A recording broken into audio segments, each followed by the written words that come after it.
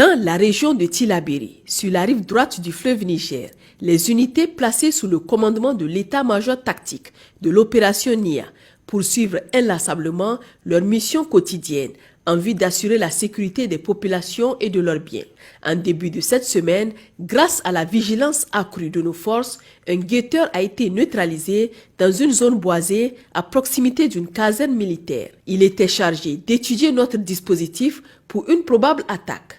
Un vélo et plusieurs autres effets de fortune ont été saisis lors de cette intervention. Par ailleurs, un détachement militaire en reconnaissance offensive dans la zone de Dirbongo a éliminé un éminent collaborateur de l'État islamique dans le Grand Sahara alors qu'il tentait de s'exfiltrer discrètement à l'approche d'une patrouille. Ce dernier a été identifié comme le principal agent coordonnant la fourniture de renseignements sensibles sur les mouvements et positions des FDS aux groupes criminels évoluant dans la zone. Dans une autre intervention, alerté d'un vol de bétail perpétré par des bandits armés dans le village de Bossachiré, une unité d'intervention s'est immédiatement déployée pour contrecarrer cette attaque. Cette prompte intervention a abouti à la récupération de l'ensemble du bétail qui a été restitué aux propriétaires légitimes.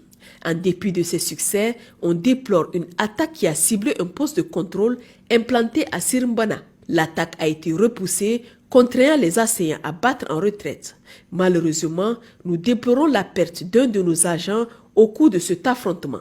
Les autorités expriment à cet effet leurs condoléances les plus émues à la famille endeuillée et félicitent la bravoure inébranlable des forces de défense et de sécurité prêtes à affronter toute menace. Dans la région de Dosso, dans le cadre de l'opération Damissa, dans l'après-midi du lundi 4 novembre 2024, la patrouille mixte frontalière a capturé près de Djoudjou un agent de renseignement des bandits armés.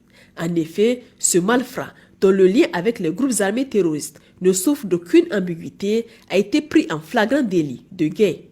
Il a été également cité par la population locale pour son implication dans des incursions criminelles. Lors de cette intervention, nos hommes ont saisi sur l'intéressé une motocyclette, une arme blanche, des comprimés nocifs ainsi que plusieurs autres matériels. Au centre du pays, dans le cadre de l'opération Farotobushia, une incursion suivie d'un vol de bétail a eu lieu dans la nuit du 3 au 4 novembre 2024 aux alentours de 21h dans le hameau de Meiraga, commune de Issa. Des bandits armés ont dérobé une vingtaine de ruminants, grands et petits, appartenant à un particulier. Informée rapidement de l'incident, l'unité d'intervention a réagi avec détermination en tendant une embuscade aux assaillants. Cette opération a permis de neutraliser l'un des bandits, de récupérer un armement et de retrouver la totalité du bétail qui a été restitué à son propriétaire. Le lendemain, une autre patrouille en contrôle de zone a intercepté près de la localité de Kari un convoi de fraudeurs.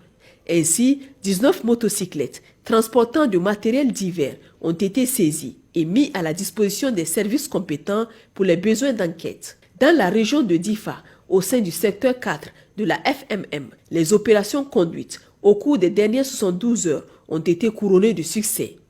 En début de semaine, lors d'une patrouille de sécurisation, les éléments du poste militaire de reconnaissance de Bilabrim ont capturé 2 ravitailleurs Boko Haram aux alentours de Maliari. Une importante quantité de vivres ainsi qu'une somme d'argent ont été saisis sur ces brigands. À Bosso, on note l'arrestation de 2 complices de l'État islamique en Afrique de l'Ouest. Séparément capturé, le premier est un agent de renseignement, tandis que le second, lui, est un ravitailleur en vivres et carburant et était activement recherché par les services de renseignement. Au nord du pays, sous la juridiction de la zone de défense numéro 8, un développement significatif a récemment eu lieu. À la suite de la défection des anciens membres du groupe criminel installé dans un pays voisin, un membre influent d'un mouvement hostile, connu sous le nom de Madaki, et ancien responsable de la communication de son organisation, s'est rendu aux autorités militaires de Madama. Lors de sa reddition, il a remis aux autorités un véhicule et de l'armement. Cet acte, salué par les autorités, est perçu comme un geste de prise de conscience et une volonté de contribuer à la stabilité sociale. Les autorités encouragent d'autres individus égarés à suivre cet exemple pour participer activement à la construction de notre cher pays. Par ailleurs, le 5 novembre, les éléments de la position du Puy Espoir ont intercepté un véhicule de type Tundra transportant 16 passagers. Lors d'une fouille minutieuse, 8 d'entre eux, dont l'attitude était suspecte, ont été soumis à des contrôles approfondis. L'inspection de leur téléphone a révélé des images compromettantes, renforçant les soupçons quant à leur lien potentiel avec des groupes criminels. Les suspects ont été transférés à la gendarmerie de Djirkou pour la suite de l'enquête. Dans le cadre de l'opération Inchinkasa, lors d'un contrôle de routine sur l'axe Niamey-Walam, les éléments en opération ont mobilisé un suspect qui a tenté de se soustraire aux vérifications en vigueur. Sa perquisition a permis de saisir une somme de 15 millions de francs CFA et 51 000 naira.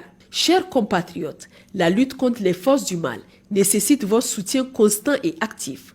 Nous vous invitons à partager des informations fiables avec les forces de défense et de sécurité pour permettre des interventions rapides et efficaces. Des lignes vertes sont à votre disposition pour faciliter cette communication et renforcer notre collaboration.